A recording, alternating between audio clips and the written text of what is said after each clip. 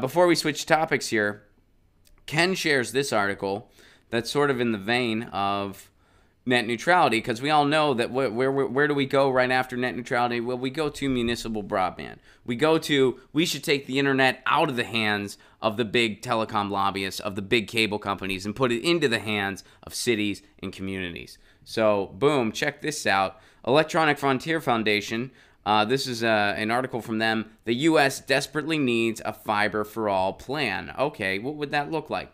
We have a real coming broadband access crisis in the United States. Data from the government and independent analysis show that we are falling behind the world.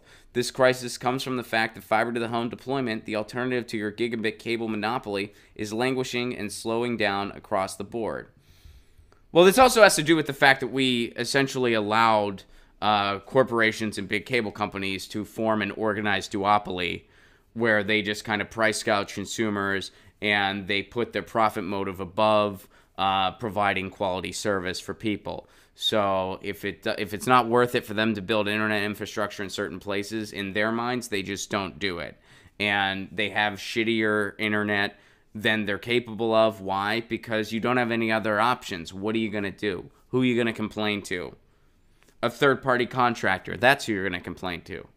Because when you call Comcast, that's what you get. You don't even get an employee of Comcast most of the time. You get some third-party contractor. All right. So anyway, getting back to this. In contrast to the United States, countries around the world are modernizing their telecommunications infrastructure. They are actively pushing fiber across the board, with advanced Asian markets like South Korea and Japan already finished, and countries in the EU heading towards universal access. China is predicted to have more than 5 times, around 80% of households, totaling at 193.5 million homes, the U.S. number of fiber gigabytes by 2023. So the big difference between the United States and the rest of the advanced economies around the world is that the U.S. is the only country, I love this article, that believes having no plan will solve this issue. It's like healthcare. It's like us with healthcare. You know what? Not doing anything will fix it. No, you have to frickin' do something. You need to have policy. If we just don't do anything, no, you have to do something. But just like healthcare, we're the same with community and city-run internet. Why are we the same on these two issues? Well, because the big pharma lobby doesn't want universal healthcare, single-payer, nonprofit healthcare. And the big tech companies, the big cable companies, they don't want municipal, city-run broadband all across the country. That's why. That's why we're the same. It's not because the United States honestly believes that not doing these things would have positive results. It's not because our elected officials don't realize that. All right, so this means 5G wireless is not going to meet most people. Where things stand now without a fiber plan, very small ISPs and local governments with limited budgets are at the front line of deploying fiber to the home to fix these problems. But policymakers from federal, state, and local level need to step up and lead. At least 19 states still have laws that prohibit local governments from deploying community broadband projects. Worse yet, both AT&T and Verizon are actively asking the FCC to make it even harder for small private ISPs to deploy fiber. This is why we need to push our elected officials and regulators for a fiber for all people plan to ensure everyone can obtain the next generation of broadband access.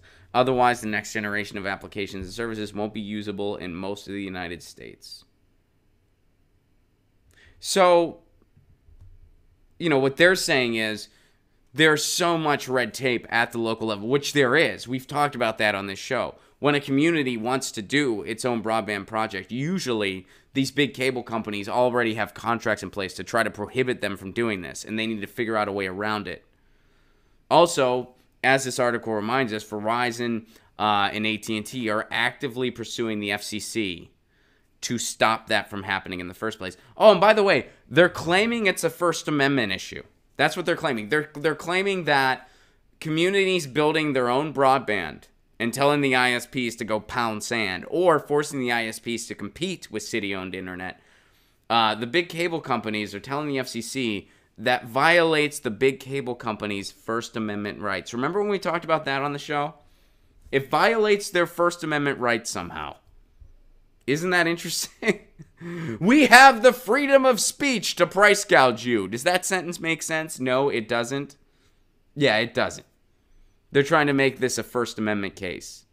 Like their ability to price gouge your internet access, their potential to dictate what you see and don't see on the internet, their potential to create fast lanes and slow lanes, their potential to make some websites load slow and others load fast. That's their First Amendment right to impose what you can see and hear. That's what they're claiming. That's what these big cable companies are trying to claim in court. First of all, if you're one of the attorneys doing this for them, I get it. You know, attorneys, it's their job, whatever. But how do you sleep at night if you are an attorney trying to make that case for some of the big cable companies? Holy shit. I'm sure you're getting paid insane amounts of money. But man, no matter what number stares back at you in your bank account, there's got to be that moment where you're just alone right before you fall asleep every night.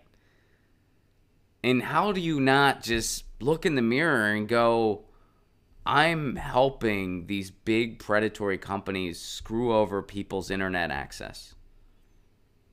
I'm making this First Amendment claim for these big corporations. I'm basically abusing what the First Amendment is all about. I'm also abusing my knowledge and my power. I'm using my knowledge, my legal knowledge, to make a mockery of the Constitution and to pad the pockets of a couple corporate CEOs. How do you not feel that way right before you fall asleep? If there's any corporate attorneys out there for Comcast, Verizon, AT&T, and you're working on that case, how do you do it? Email me and let me know. I'd love to interview you. I'd love to be like, how do you sleep at night doing this? Like, how could you take that case? Like, be like, yeah, sure, I'll do that. Well, money, that's out, but wow. So anyway, they're saying we need a bigger fiber for all plan on the state and potentially federal level, which I think would be an interesting approach. It'd be an approach that I would be for as well. But I think that since we can't even get net neutrality policy through quite yet, since we're still fighting the front lines there, the idea of some type of fiber for all thing coming to the table anytime soon, I just don't see it happening. I think we have to build it from the ground up. So I think it's important that cities still try to get their own municipal projects going. Because what happens is, you know, if Santa Monica does it, Burbank's going to see what's Santa Monica doing. They're going to want to do it. The Charlemont, Massachusetts is doing it, so eventually Boston's going to want to do it. Tacoma, Washington's doing it, so now Seattle's trying to do it. Chattanooga, Tennessee's trying to do it, so now the state of Tennessee actually has a fiber plan for the entire state. The state of Tennessee, a relatively conservative state, but they're seeing how Chattanooga is benefiting from their city-owned internet. So now they want to do something statewide. So I'm not against a fiber for all plan, obviously. I think it's a great idea. But I think that getting there, we still have to fight on the local level because that's how change is going to happen. It's going to happen from the bottom up. And that's why I'm fighting for municipal broadband in Pasadena, where I live. Pasta and myself, you guys know Pasta. He helps book the guests for this show, and he has his own show, The Convo Couch. Pasta and I are going to go to the city planner's office next with a proposal to try to get some people involved to formulate a real plan on how to get this in Pasadena. And you guys know I've been documenting everything here on this channel. So that's a fiber for all. Hopefully we get there, but we got to start local. That's what I think. Get your news on with Ron. Don't you want to know what's going on? We're getting our news on today. Get your news on with Ron. Don't you want to know what's going on? We're getting our news on today. You can tweet me an article at Ron Placone. We'll go through it together and